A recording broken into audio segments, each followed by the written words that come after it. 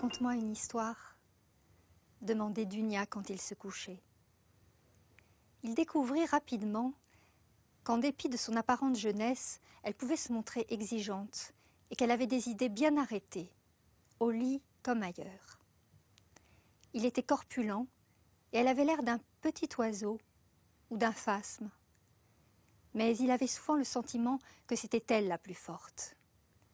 Elle faisait la joie de ses vieux jours, mais exigeait de lui un niveau d'énergie qu'il avait du mal à maintenir. À son âge, quand il allait se coucher, tout ce qu'il souhaitait souvent, c'était dormir. Mais Dunia considérait ses tentatives pour se défiler comme des manifestations d'hostilité. Si tu restes toute la nuit éveillée à faire l'amour, tu es bien plus reposé que si tu ronfles comme un bœuf pendant des heures, c'est connu. À son âge, il n'était pas toujours facile de se mettre dans les conditions requises pour accomplir l'acte sexuel, surtout plusieurs nuits de suite.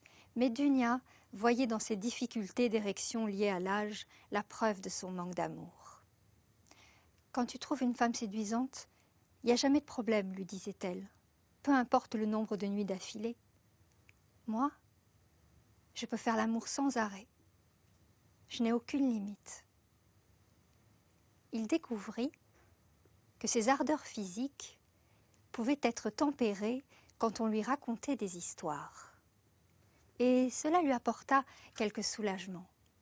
« Raconte-moi une histoire, » disait-elle en se blottissant au creux de son bras, de sorte qu'il avait la main posée sur sa tête. Et il se disait « Bien, me voici tiré d'affaire pour cette nuit. » Et petit à petit, il déroulait pour elle l'histoire de son esprit.